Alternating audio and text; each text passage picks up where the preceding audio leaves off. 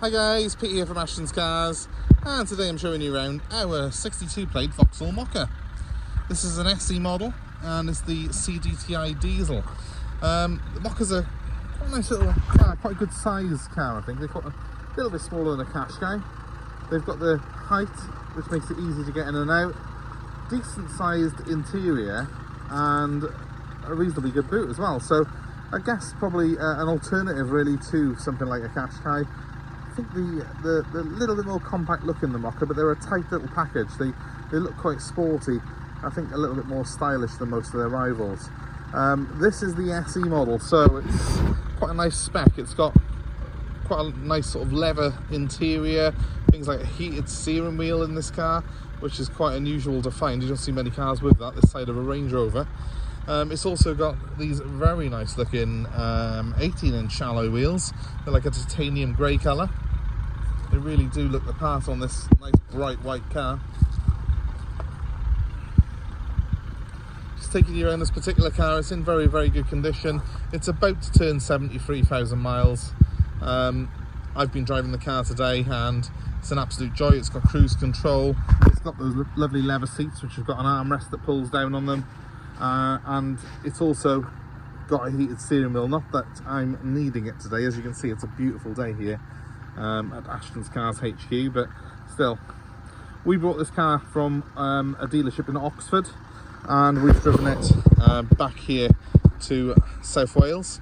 So we've probably done about, I think it was about 120 miles in this car, and it drives without fault. As you can see, it's very, very clean and tidy. It's approaching 10 years old, but the condition of it is nothing short of immaculate for its age. It's also had, it's got a full history with it, and that includes the all-important cambelt change that's been carried out on the car, and the car has had a new dual-mass flywheel put on it and clutch. So that's two of the more expensive items that tend to go wrong with these Mokkas. And if you're buying a car like this, which is coming up for 10 years old, you want to be making sure they've been done. Or at the very least, with the dual mass flywheel, you need to make sure that there's no adverse noises coming from it when you depress the clutch. The cam belt, of course, well, that's a must at 10 years old. You need to make sure that's been done on it. Otherwise, you're just driving around in a time bomb waiting to go wrong. So, SE models have got these nice wheels. They're in good condition apart from a couple of very light marks on this particular one here. But I think I'm right in saying, yeah, most of those are actually dirt. It's only that tiny little white mark there that is an actual mark. This is actually where they've put new tyres on it, and they haven't cleaned off the sort of the stuff they put them on with. So these wheels are pretty much immaculate on this car, apart from a very, very light mark on that one spoke. So that's exceptional for the age of the car. SE models also come with a lot of chrome. You probably can see now as I get closer to it, we've got chrome door handles, a bit of chrome trim on the sides. I think it looks quite stylish against the white paint on this car, especially with those wheels on it as well, which, you know, it's got a nice sort of mix of textures and colours with the sort of chrome work, the darker wheels. Altogether, I think just a very pleasing looking car, and it's got the 3/4 tint on the rear of the car as well, so a little bit darker glass at the back than you get as standard on the basic models. One thing I like on the Mokkas is the bumper designs on them, both front and rear. You've got this sort of fake effect really with the silver there, but it does look like a diffuser. Very sort of good looking car, I think, from the back. It's quite chunky looking, isn't it? Looks a little bit like a Tonka type of car really, compared to a Qashqai, which is by comparison quite tame looking. So it's quite a bold design, the Mokka, I think, when it came out. Let's just have a quick look at the boot space that you've got on this car. I've got a spare set of mats in the boot of this car, which is quite strange because it's already got a set of mats in it. So I can only assume that the previous owner had two sets of mats or something like that, and they've left them both in here. Anyway, there's a brand new set of mats that have been valeted in the back of the car for the new owner, and it's got this sort of fake floor here which you pull up, and then you've got a bit of a tray there for your tools. You have, I believe, got a spare wheel under here. Yes, you have. You've got a spare wheel and a jack and stuff underneath it, and you've also got a pump which is in this sort of tool tray level of the car. A friend of mine who's got a family of 4 uses a Mokka as his daily car, and has said the boot space is very, very good, in fairness, for a family of 4. So I'm going to take his word on that and pass that on to you. You have got a 60/40 split seat there in front of you, so that's very, very good as well for practicality. Trips to the garden centre and B&Q are catered for. Now let's have a quick look at the back. Here we go. Back seats are obviously trimmed in leather like the whole interior. We have got a nice centre armrest that comes down with a couple of cup holders in it.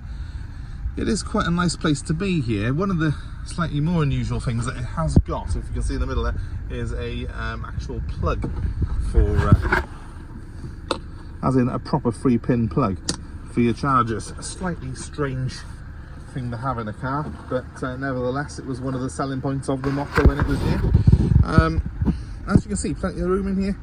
Nice leather that's worn very well. It is quite posh looking with that sort of stitching on it. It's got white stitching here, red stitching on the inner bit.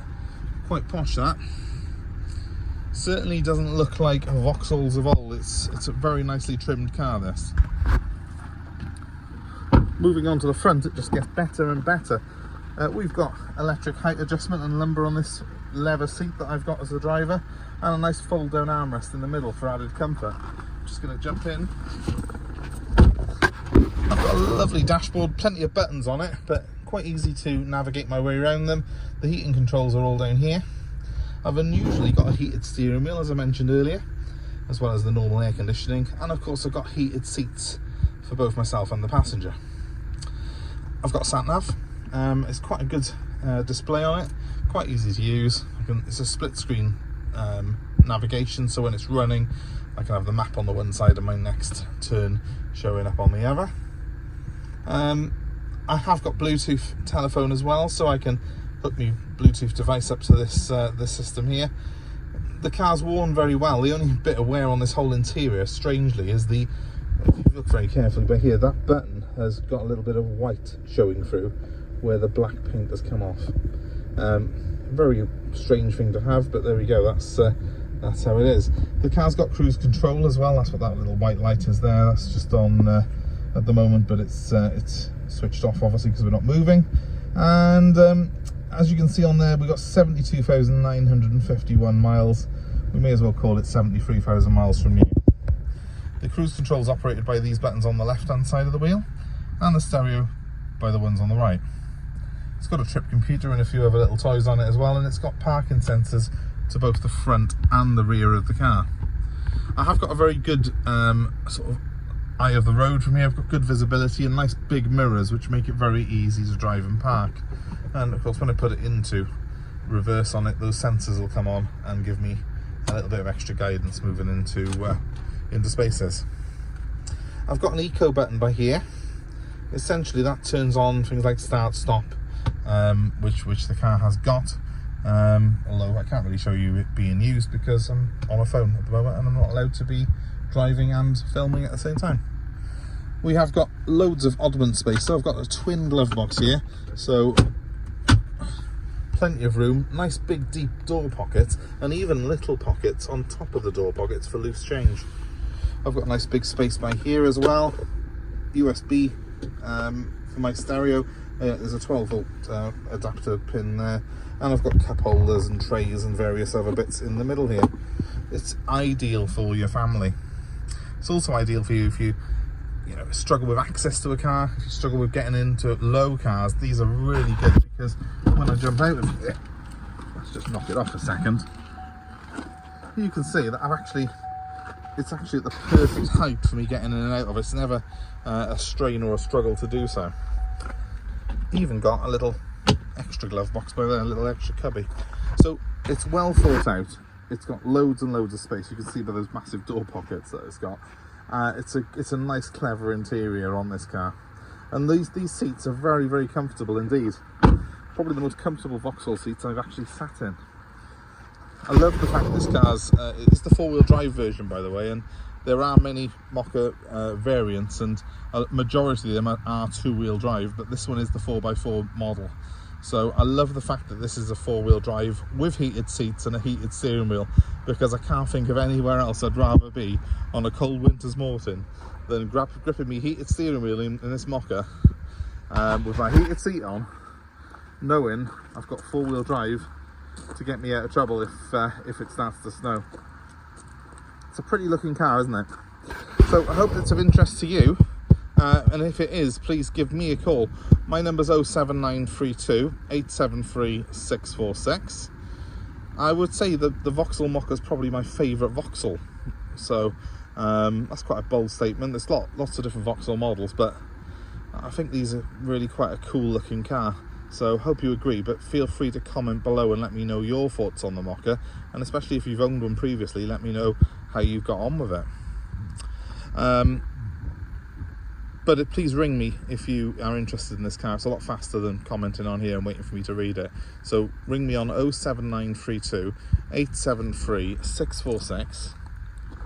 And please give us a like, a share, subscribe to our channel for more car buying advice, and most importantly, more upcoming cars that we have available for sale. If you subscribe, you will be notified when we get new uploads like this, and you'll be the first in line for them. So hit that little button that's on your screen now. Thank you very much. And in the meantime, have yourselves a great day. Thanks for watching. Until next time, goodbye.